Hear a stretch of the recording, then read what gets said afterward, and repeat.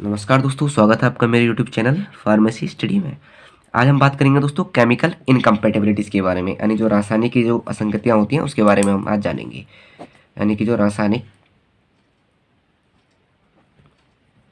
रासायनिक कमियाँ होती हैं किसी भी दवाई को बनाने में दौरान जो आप होती हैं उसके बारे में हम जानेंगे। ठीक है, तो केमिकल इनकम्पैटिबिलिटीज़ का मतलब है दोस्तों, जैसे हम किसी भी दो केमिकल को हमने आपस में मिलाया और आपस में मिला के दोस्तों उन दोनों ने आपस में रिएक्शन करके एक टॉक्सिक या एक ऐसा सब्सटेंस बना दिया या एक ऐसा इनएक्टिव प्रोडक्ट बना दिया जिसकी हमें रिक्वायरमेंट नहीं थी, उसे बोलेंगे हम केमिकल इनकम्पैटिबिलिटीज। यानी reaction between two or more substance which lead to change in chemical properties of pharmaceutical dosages form. यानी कोई भी जो फार्मास्यूटिकल डोजेज फॉर्म है, ठीक है, उसकी प्रॉपर्टीज में वो क्या कर देंगे, चेंज कर देंगे अगर दो केमिकल आपस में क्या करेंगे, रिएक्शन करेंगे। इस प्रकार की जो रिएक्शन होती हैं, ये जो केमिकल रिएक्शन होती हैं, जो केमिकल इनकम्पैटिबिलिटी वाली होती हैं, ये इमीडिएट होती हैं। क्या होती है? इमीडिएट होती हैं। इसलिए इनको क्या कहते हैं, इमीडिएट इनकम्पैटिबिलिटीज़ के नाम से भी इनको जाना जाता है। यानी जो केमिकल इनकम्पैटिबिलिटी है दोस्तों, इन्हीं को ही क्या कहते हैं हम, इमीडिएट इनकम्पैटिबिलिटीज़ भी कहते हैं, क्योंकि ये सी जो रिएक्शन होती हैं दोस्तों तुरंत क्या होती हैं। तो डेफिनेशन हम ये लिख सकते हैं कि एक chemical interaction take place between ingredient of prescription. यानी कोई भी जो प्रिस्क्रिप्शन है, ठीक है, उसमें जो इंग्रेडिएंट हमें दे रखे हैं उन्होंने आपस में क्या कर लिया, केमिकल रिएक्शन कर लिए और एक ऐसा प्रोडक्ट बना दिया है जिसकी हमें ज़रूरत नहीं है। यानी एक ऐसा टॉक्सिक और एक इनएक्टिव प्रोडक्ट बना दिया है जिसकी हमें ज़रूरत बिल्कुल नहीं है। तो केमिकल इनकम्पैटिबिलिटीज़ के दौरान दोस्तों क्या क्या चीज़ें होती हैं, जैसे क्या क्या केमिकल इनकम्पैटिबिलिटी हो सकती हैं, क्या क्या चेंजेस उसमें आ सकते हैं केमिकल्स के बीच में। जैसे ऑक्सीडेशन हो सकता है, दो केमिकल को हमने आपस में मिलाया, उनका ऑक्सीडेशन हो गया, या उनका हाइड्रोलिसिस हो गया, या पॉलीमराइजेशन हो गया, या आइसोमेराइजेशन हो गया, या डिकार्बोक्सिलेशन हो गया, या एब्जॉर्प्शन ऑफ CO2 हो गया, या कॉम्बिनेशन हो गया, या फॉर्मेशन ऑफ इनसोल्यूबल कॉम्प्लेक्स बन गया। ठीक है, यानी ये इतनी सारी प्रोसेस क्या होती हैं दोस्तों, वो चेंजेस आ सकती हैं अगर केमिकल रिएक्शन दो केमिकल्स के बीच में हो रही है। तो केमिकल रिएक्शन की डेफिनेशन हम यहाँ से ये समझ गए कि केमिकल रिएक्शन क्या होता है, जब भी दो केमिकल के बीच में रिएक्शन होगी, ठीक है, तो क्या होगा, एक ऐसा प्रोडक्ट बन जाएगा जो टॉक्सिक होगा, ये इनएक्टिव होगा, जिसकी हमें ज़रूरत क्या होगी दोस्तों, नहीं होगी। वो किसके कारण होगा, या तो ऑक्सीडेशन के कारण हो जाएगा, या हाइड्रोलिसिस के कारण हो जाएगा, या पॉलीमराइजेशन के कारण हो जाएगा, या आइसोमेराइजेशन के कारण हो जाएगा, या डिकार्बोक्सिलेशन, या फिर फॉर्मेशन ऑफ इनसोल्यूबल कॉम्प्लेक्स दोस्तों। ठीक है, और इस प्रकार की जो ये इनकम्पैटिबिलिटीज़ होती हैं दोस्तों, ये दो प्रकार की होती हैं। यानी दे आर टू टाइप्स। ये जो केमिकल इनकम्पैटिबिलिटीज़ हैं दो प्रकार की होती हैं। एक आता है दोस्तों आपका टॉलरेटेड और एक आता है आपका एडजस्टेड। जो टॉलरेटेड होते हैं दोस्तों, इसका मतलब है टॉलरेट मतलब होता है सहन, जिसको हम सहन कर सकते हैं, टॉलरेट कर सकते हैं, ठीक है, और एडजस्टेड जिसे हमें एडजस्ट करना पड़ेगा। तो जो टॉलरेटेड होंगी, इस प्रकार की जो इनकम्पैटिबिलिटीज़ होंगी दोस्तों, उन्हें हम कम कर सकते हैं, minimize some suitable order of mixing. यानी ऑर्डर ऑफ मिक्सिंग को हम अच्छा ऑर्डर ऑफ मिक्सिंग यूज़ करेंगे, या फिर जो सॉल्वेंट या सोल्यूशन हम इसमें यूज़ कर रहे हैं, ठीक है, उसको डाइल्यूट फॉर्म में यूज़ करेंगे। और जो एक्टिव इंग्रेडिएंट होगा दोस्तों प्रिस्क्रिप्शन का, उसको हम उसमें चेंज नहीं करेंगे। यानी no change in the active ingredient of the preparation. यानी कोई भी जो प्रिपरेशन है उसका जो एक्टिव इंग्रेडिएंट है उसमें चेंज नहीं करेंगे। जबकि जो एडजस्टेड होता है दोस्तों, इस प्रकार की जो इनकम्पैटिबिलिटीज होती है दोस्तों, इसमें जो एक्टिव इंग्रेडिएंट होगा, ठीक है, उसमें हम चेंज कर सकते हैं। ठीक है, यानी उसी की तरह हम दूसरा सेम इंग्रेडिएंट ले लेंगे जिसकी सेम थेरेप्यूटिक वैल्यू क्या होगी दोस्तों, आपकी होगी। ठीक है, तो ये था दोस्तों आपका केमिकल इनकम्पैटिबिलिटीज। ये दो प्रकार की होती है, एक टॉलरेटेड और एक आपका एडजस्टेड। एक चार्ट के माध्यम से इसको समझने का प्रयास करेंगे।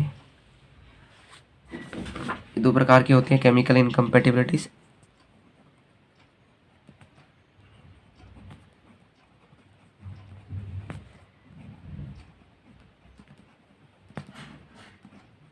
ठीक है, केमिकल इनकम्पैटिबिलिटी जो है दोस्तों दो प्रकार की होती है। जैसे कि आपका एक हो गया आपका टॉलरेटेड यानी टॉलरेटेड, इसमें क्या होता है कि जो एक्टिव इंग्रेडिएंट है कोई भी किसी भी प्रिस्क्रिप्शन का, उसमें हम चेंज नहीं करेंगे। जो एक्टिव इंग्रेडिएंट होता है किसी प्रिस्क्रिप्शन का, उसको में हम चेंज नहीं करेंगे। जबकि जो एडजस्टेड वाली होती है, जो एडजस्टेड वाली होगी, उसमें हम क्या करेंगे दोस्तों, एक्टिव इंग्रेडिएंट को चेंज कर सकते हैं, बट सेम, जिसकी सेम क्या हो, थेरेप्यूटिक वैल्यू हो, जिसकी सेम क्या हो, थेरेप्यूटिक वैल्यू हो, वैसे ही ले सकते हैं, जिसकी थेम थेरेप्यूटिक क्या दोस्तों, आपकी वैल्यू हो। ठीक है, अभी जो जो एडजस्टेड जो हमारे पास इनकम्पैटिबिलिटीज होती है दोस्तों, इस प्रकार की अगर इनकम्पैटिबिलिटीज होती है तो उसे सही करने के लिए दो मेथड यूज़ किए जाते हैं। ठीक है, एक तो होता है मेथड फर्स्ट, यानी मेथड ए, और एक आता है दोस्तों आपका मेथड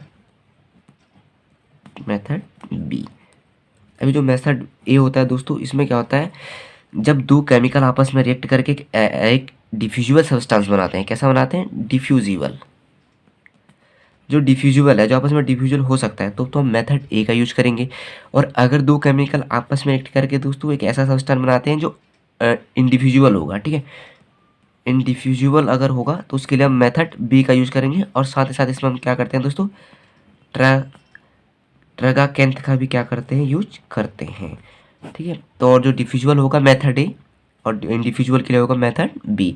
और इसमें हम क्या करते हैं दोस्तों, जो मेथड ए होता है, जो व्हीकल होता है दोस्तों, उसे दो भागों में डिवाइड कर देते हैं, ठीक है, पार्ट 1 और पार्ट 2 में। और पार्ट 1 और पार्ट 2 में जो होता है सेपरेटली अलग अलग जो हमारे पास केमिकल है उसे अलग अलग क्या करते हैं दोस्तों, मिक्स करते हैं। जबकि जो मेथड बी होता है, जो इंडिविजुअल सॉलिड के लिए होता है, इसको भी हम व्हीकल को इसमें भी दो भागों में डिवाइड करते हैं, ठीक है। एक भाग में जो है दोस्तों वो ट्रगाकेंथ मिलाते हैं, ट्रगाकेंथ मिलाते हैं, साथ में आपका जो रिएक्शन कर रहा है वो वाला सब्सटेंस मिलाएंगे। ट्रगाकेंथ हम मिलाते हैं दोस्तों 2 mg प्रति 100 ml के हिसाब से, ठीक है। और दूसरे भाग में भी, जो दूसरे भाग में हम केमिकल को मिलाएंगे सेपरेटली, और वो भी मिक्स करते हुए ऐसे मिलाया जाएगा, उसमें सेपरेटली उसको मिक्स करते हुए उसके साथ मिलाया जाएगा, ठीक है। स्टीयरिंग, रैपिड स्टीयरिंग के साथ उसे उसके साथ क्या होगा, मिलाया जाएगा। तो ये दो प्रकार की होती है केमिकल इनकम्पेटिबिलिटीज, टॉलरेटेड और एडजस्टेड। जो टॉलरेटेड होते हैं दोस्तों, इसमें जो एक्टिव इंग्रेडिएंट होता है उसमें हम कोई भी चेंज नहीं करते हैं, इसमें केवल ऑर्डर ऑफ मिक्सिंग चेंज कर सकते हैं, या फिर जो सॉल्वेंट है उसको डाइल्यूट फॉर्म में यूज़ कर सकते हैं। जबकि जो एडजस्टेड होता है दोस्तों, इसमें जो एक्टिव इंग्रेडिएंट होता है किसी भी प्रिस्क्रिप्शन का, उसका सब्स्टिट्यूट हम ले सकते हैं, यानी उसी की तरह काम करने वाला दूसरा प्रोडक्ट हम इसमें ले सकते हैं। अब ये जो एडजस्टेड आपकी जो इनकम्पेटिबिलिटीज़ है, इस प्रकार की इनकम्पेटिबिलिटीज़ को दूर करने के लिए हम दो मेथड का यूज़ करते हैं, यानी रिकवर करने के लिए। एक आता है मेथड ए, जो होता है डिफ्यूजिबल सब्सटेंस के लिए। अगर दो केमिकल आपस में रिएक्शन करके एक डिफ्यूजिबल सब्सटेंस बना रहे हैं तो उसे मेथड ए द्वारा सही किया जाएगा। अगर दो केमिकल आपस में रिएक्शन करके इंडिफ्यूजिबल सब्सटेंस बना रहे हैं तो उसे मेथड बी का यूज़ किया जाएगा, ठीक है। और इसके लिए दोस्तों हम ट्रगाकेंथ का भी क्या करते हैं, यूज़ करते हैं, इस प्रकार की प्रॉब्लम को दूर करने के लिए। अब हम दोस्तों इसके कुछ एग्जाम्पल देखते हैं कि इसके क्या क्या एग्जाम्पल होते हैं। ये आपके एग्जाम्पल है दोस्तों, जैसे एल्कलाइट इनकम्पेटिबिलिटीज। पहला एग्जाम्पल है जैसे एल्कलॉइडल इनकम्पेटिबिलिटीज। एल्कलॉइडल इनकम्पेटिबिलिटीज है जैसे alkaloid salt with alkaline substance. अगर हम दोस्तों एल्कलॉइड साल्ट को एल्कलाइन सब्सटेंस के साथ मिक्स कर देंगे तो वो केमिकल इनकम्पेटिबिलिटीज कर देगा, जैसे स्ट्रेसनिन HCl with aromatic spirit of ammonia. अगर हम स्ट्रेसनिन HCl को एरोमेटिक स्पिरिट ऑफ अमोनिया के साथ मिला देंगे दोस्तों तो एक डिफ्यूजिबल सब्सटेंस हमें क्या हो जाएगा, मिल जाएगा। कैसे मिल जाएगा? एक डिफ्यूजिबल सब्सटेंस मिल जाएगा, जिससे हम मेथड ए यूज करके जो है इस प्रकार की जो केमिकल इनकम्पेटिबिलिटी आ रही है उसे क्या कर सकते हैं, सही कर सकते हैं। उसी तरह दूसरा एग्जाम्पल है alkaloid salt with soluble iodide, यानी जो एल्कोलाइड साल्ट होगा वो सोल्यूबल आयोडाइड के साथ, जैसे स्टेसनिन विद पोटेशियम आयोडाइड। यानी स्टेसनिन को हमने पोटेशियम आयोडाइड के साथ मिक्स कर लिया दोस्तों, तो उसने आपस में मिलकर क्या बना दिया, एक डिफ्यूजिबल सब्सटेंस बना दिया है।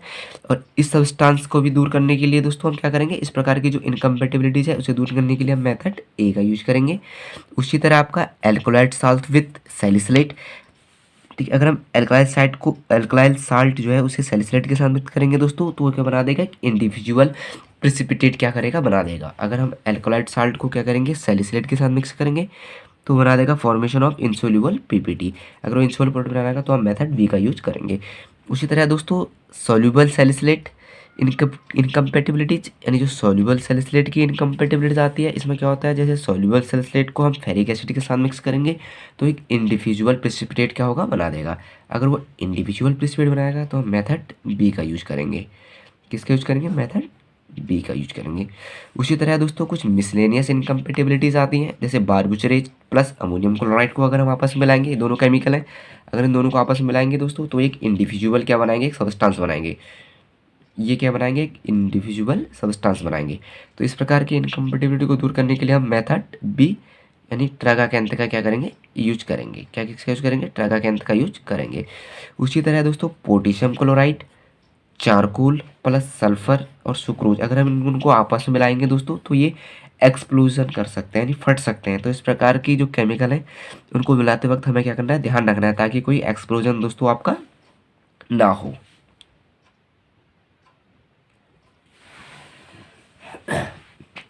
ठीक है दोस्तों, तो ये था केमिकल इनकम्पेटिबिलिटीज। अब हम बात करेंगे दोस्तों आपका थेरेप्यूटिक इनकम्पेटिबिलिटीज की। इनकम्पेटिबिलिटीज में क्या होता है दोस्तों, अनइंटेंशनल चेंज होता है in pharmacodynamics and pharmacokinetics parameter resulting from the use of medical product. यानी हम कोई भी अगर जैसे मेडिसिन ले रहे हैं, ठीक है, और उसको लेने से क्या हो गया कि जो हमने दवाई ली उसकी फार्माकोडायनेमिक्स और फार्माकोकाइनेटिक्स पैरामीटर में क्या आ गए हैं दोस्तों, आपके चेंज आ गए हैं। ठीक है, उसे हम बोलेंगे दोस्तों आपका थेरेप्यूटिक इनकम्पेटिबिलिटीज। और थेरेप्यूटिक जो इनकम्पेटिबिलिटीज होते हैं दोस्तों कब कब आती हैं, जैसे अगर क्या हमने ओवरडोज ले ली, यानी एक ही दवाई हमने 2 बार खा ली, जैसे पैरास्टामोल जो है हमने 2 बार खा ली, पैरास्टामोल प्लस पैरास्टामोल खा ली, तो उसकी क्या हो गई, ओवरडोज हो गई है। ठीक है, हमने 2 बार एक पैरास्टामोल खा तो ओवरडोज हो गया, तो उसमें क्या हो जाएगा दोस्तों आपका एक थेरेप्यूटिक इनकम्पेटिबिलिटी हो जाएगी। उसी तरह दोस्तों इम्प्रॉपर और रॉन्ग डोजेज फॉर्म, यानी अगर मैंने डोजेज फॉर्म सही तरीके से ना लिया तब भी हो सकते हैं, या फिर कॉन्ट्रा इंडिकेटेड ड्रग, कुछ दवाएं ऐसी होती हैं दोस्तों जो कॉन्ट्रा इंडिकेटेड होती हैं। ठीक है, जैसे कोई एलर्जिक पेशेंट है तो उसे पेनिसिलिन और सल्फोनामाइड नहीं देना है। ठीक है, तो उसके कारण भी इनकम्पेटिबिलिटी आती है, उसे एलर्जी है और हमने उसे सल्फोनामाइड और पेनिसिलिन दे दिया है। ठीक है, तो वो क्या कर लेगा, आपका इंटरेक्शन कर देगा उसके उसमें। उसी तरह दोस्तों आपका साइनर्जिस्टिक एंड एंटागोनिस्टिक इफेक्ट, उसी तरह आपका है साइनर्जिस्टिक एंड एंटागोनिस्टिक ड्रग। उसी तरह दोस्तों आपका ड्रग इंटरेक्शन, यानी जो ड्रग इंटरेक्शन है दोस्तों उसी को हम डायरेक्ट ये कह सकते हैं कि वो आपका थेरेप्यूटिक इनकम्पेटिबिलिटी है। ठीक है, तो थेरेप्यूटिक इनकम्पेटिबिलिटी क्या होती है दोस्तों, जैसे हम कोई दवाई ले रहे हैं, ठीक है, उसको लेने के दौरान ही उसने क्या कर दिया दोस्तों, हमारे बॉडी में क्या करेगा, इंटरेक्शन कर दिया, तो उसी को हम थेरेप्यूटिक इनकम्पेटिबिलिटीज कहेंगे। तो ये कब कब हो जाती है, जैसे हमने ओवरडोज ले ली किसी की, या इम्प्रॉपर या रॉन्ग डोज फॉर्म ले लिया, या कॉन्ट्रा इंडिकेटेड ड्रग हमने ले लिया आपस में। ठीक है, या फिर साइनर्जिस्टिक या एंटागोनिस्ट ड्रग ले लिया, या फिर ड्रग इंटरेक्शन हो गई। तो इसके एग्जांपल है दोस्तों, जैसे हमें अवॉइड करना है administration of tetracycline with milk to prevent the formation of insoluble complex. यानी कि अगर हम टेट्रासाइक्लिन ले रहे हैं दोस्तों तो हमें उसके साथ में मिल्क नहीं लेना है। अगर हम टेट्रासाइक्लिन ले रहे हैं तो साथ में मिल्क नहीं लेना है। अगर साथ में मिल्क ले लेंगे दोस्तों तो क्या हो जाएगा, एक इंसोल्यूबल क्या होगा, कॉम्प्लेक्स बन जाएगा। उसी तरह दोस्तों जैसे एस्प्रिन एंड पैरासीटामोल, ये दोनों क्या करते हैं, आपका इंक्रीज करते हैं एनाल्जेसिक एक्टिविटी को, दोनों क्या करते हैं, दर्द को कम करते हैं। ठीक है, और उसी तरह आपका पेनिसिलिन एंड स्टेप्टोमाइसिन है, ठीक है, ये भी इंक्रीज करते हैं एंटीबैक्टीरियल एक्टिविटीज़ को। ठीक, तो हमें क्या करना है, दोनों में से एक दवाई को विड्रॉल कर देना है, एक ही दवाई लेनी है। अगर ज़्यादा ले लेंगे तो वो ओवरडोज हो जाएगी। जैसे एस्पिरिन भी वही काम करती है, पैरासिटामोल भी वही काम कर रही है। ठीक है, ये बढ़ा देंगे एनालिसिस इफेक्ट, तो हमें इन दोनों में से एक ड्रॉप को क्या करना है, छोड़ देना है एक ड्रग को। उसी तरह दोस्तों आपका एस्प्रिन एंड प्रोबेंसिड है। ठीक है, दोनों क्या होते हैं, एंटीगोट होते हैं। जैसे आपका एस्प्रिन हो गया और आपका प्रोबेंसिड हो गया, दोनों के दोनों क्या होते हैं, एंटीगोट होते हैं, एजेंट होते हैं। लेकिन अगर दोनों को एक साथ प्रिस्क्राइब किया जाएगा तो ये एक दूसरे के इफेक्ट को क्या कर देंगे, कम कर देंगे। तो इस ऐसी जो दवाइयाँ होती हैं तो उन्हें अलग अलग ही प्रिस्क्राइब करना है, या तो एस्पिरिन ही उसे प्रिस्क्राइब करना है या फिर उसे प्रोबेंसिड प्रिस्क्राइब करना है। दोनों स्क्राइब नहीं करना, नहीं तो दोनों के दोनों प्रिस्क्राइब नहीं करने, नहीं तो एक दूसरे के इफेक्ट को क्या कर देंगे, कम कर देंगे।